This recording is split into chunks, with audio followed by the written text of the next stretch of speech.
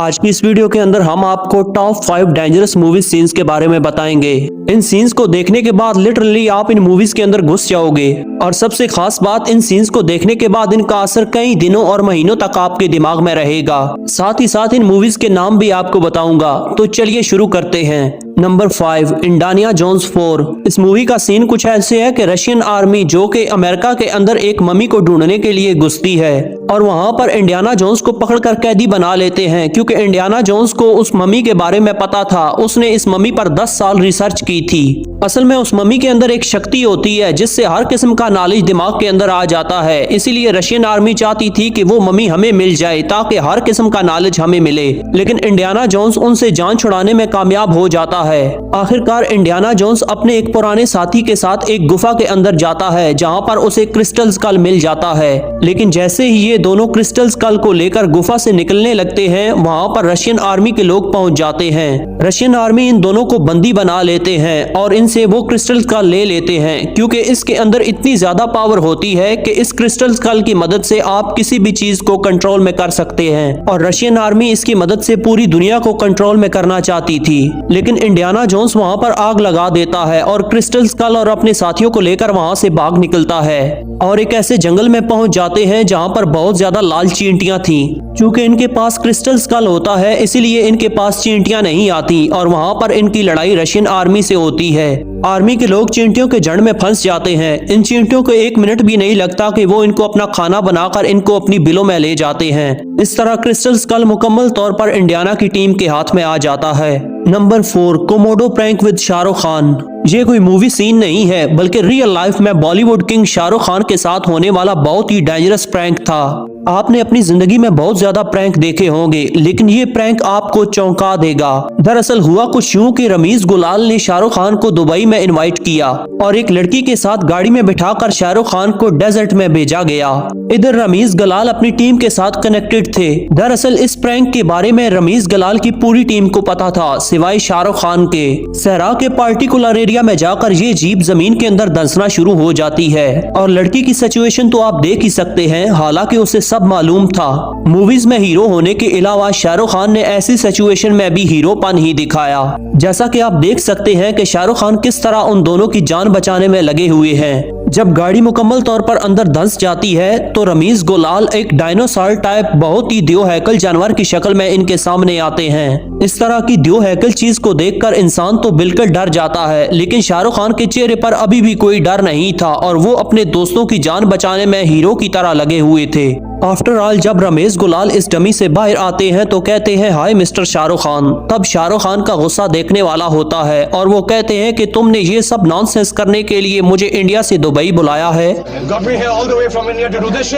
तब रमेश गुलाल सॉरी करते हैं और कहते हैं कि ये एक प्रैंक शो है जिसका नाम रमेश अंडरग्राउंड है। शाहरुख खान कहते हैं कि मुझे इससे कुछ लेना देना नहीं, मुझे यहाँ से बाहर निकालो। दलदल से बाहर निकलने के बाद शाहरुख खान तो बिल्कुल इस मूड में थे कि रमेश का काम तमाम कर दिया जाए, लेकिन आखिरकार वो फैन था। रमेश ने कई मर्तबा सॉरी भी की, मगर शाहरुख ना माने और कहा कि तुम्हें ये मजाक लग रहा है। रमेश ने सिर्फ SRK नहीं बल्कि और भी कई सेलिब्रिटीज के साथ इस तरह के प्रैंक्स किए हैं। शाहरुख खान ने तो यहाँ हिम्मत दिखाई, मगर हर कोई इनकी तरह नहीं होता। बाद में शाहरुख खान ने इन्हें माफ भी कर दिया था, लेकिन रमेश को शाहरुख खान के साथ इस तरह का प्रैंक करना चाहिए था या नहीं, कमेंट सेक्शन में जरूर बताइएगा। Number 3, red disaster. इसका सीन कुछ ऐसे है कि एक शख्स जिसका नाम सुख होता है वो अपनी 2 बेटियों के साथ ट्रेन के अंदर आता है, लेकिन उसकी दोनों बेटियां उसकी बात नहीं मानती। आज ट्रेन के अंदर भी काफी ज्यादा लोग आए हुए थे, लेकिन इस इलाके में एक वबा फैली हुई थी जिसके बारे में अभी तक किसी को मालूम ना था। ट्रेन अपनी जगह से चलती है और सुख की एक बेटी पुलिस ऑफिसर को अपना फ्रेंड बना लेती है। जब सुख उसे देखता है तो गुस्सा करता है, लेकिन उसकी बेटी कहती है तुम कौन हो, मैं तुम्हें नहीं पहचानती। पुलिस सुख को एक कमरे में बंद कर देती है। अचानक से ट्रेन पर चूहों का हमला हो जाता है। दरअसल ये वबा चूहों की होती है। ये चूहे आम चूहों से ज्यादा खतरनाक होते हैं और चंद ही मिनटों में पूरे इंसान को खा जाते हैं। इन चूहों के काटने से बहुत ज्यादा लोगों को इन्फेक्शन हुआ, जो कि एक शख्स से दूसरे में मुंतकिल हो रहा था। तभी सुख ने कहा कि मैं मेडिकल डिपार्टमेंट से ताल्लुक रखता हूँ और मेरे पास इसका बहुत अच्छा इलाज है। उसने कहा चंद किलोमीटर आगे जाकर एक हॉस्पिटल आएगा जहाँ से इस इन्फेक्शन की मेडिसिन मिलेगी। जब वहाँ पहुंचकर ट्रेन रोकी गई तो देखा कि चूहों की वबा से पूरा शहर तबाह बर्बाद हो गया है। सुख ट्रेन से उतरकर किसी तरह हॉस्पिटल में पहुंचा और वो मेडिसिन लेकर वापस ट्रेन के अंदर आया और उन सभी लोगों को एंटीटोड दिया जो कि इन्फेक्टेड थे। उधर शहर के सारे चूहे ट्रेन पर हमला करने के लिए आते हैं, लेकिन ट्रेन नहीं चल सकती थी क्योंकि ट्रैक को चेंज करना पड़ता था। तभी सुख ट्रेन से उतरा और ट्रैक को चेंज करने गया। ट्रैक का चेंज होना था कि ट्रेन चल पड़ी, लेकिन सुख ट्रेन पर नहीं चढ़ पाया और चूहों ने उस पर हमला करके उसे खत्म कर दिया। इस तरह सुख ने अपनी जान पर खेलकर सबकी जान बचाई। Number 2, wrong turn 5। Wrong turn अपने टाइम में बहुत मशहूर सीरीज रही है। रॉन्ग टर्न 5 में हैलोवीन के दिन एक म्यूजिकल फेस्टिवल होता है। इस फेस्टिवल में लोग ज़ोंबी वाला फेस लगाकर एक दूसरे को डराते हैं, लेकिन इसकी आड़ में 3 भाई सच में लोगों की जानों से खेलना शुरू कर देते हैं। इन तीनों भाइयों का बॉस एक शख्स होता है जिसका नाम मेनार्ड है। ये तीनों उसके लिए काम करते हैं। दरअसल मेनार्ड ने हॉस्टल में रहने वाले कुछ लोगों से अपना पुराना बदला लेना होता है, इसीलिए वो इन तीनों को यूज करता है। हॉस्टल में रहने वाले ये लोग उसी फेस्टिवल में जा रहे होते हैं कि अचानक से मेनार्ड उनकी गाड़ी के आगे आ जाता है। ये लोग मेनार्ड को बचाते हैं और इनकी गाड़ी की टक्कर एक दरख्त के साथ हो जाती है। जैसे ही कार का ड्राइवर बेली मेनार्ड को चेक करता है कि उसे कहीं चोट तो नहीं आई, तो मेनार्ड उस पर हमला कर देता है, जिस पर ये सब लोग मेनार्ड को मारना शुरू कर देते हैं। अचानक से वहाँ पर पुलिस आ जाती है और इन सबको गिरफ्तार करके ले जाती है। पुलिस को कुछ टाइम बाद पता चलता है कि मेनार्ड एक वांटेड क्रिमिनल है। तब पुलिस मेनार्ड के अलावा उन सब को छोड़ देती है, लेकिन वो 3 भाई जो कि मेनार्ड के अंडर काम करते हैं पुलिस स्टेशन पर हमला कर देते हैं और मेनार्ड को छुड़वा लेते हैं।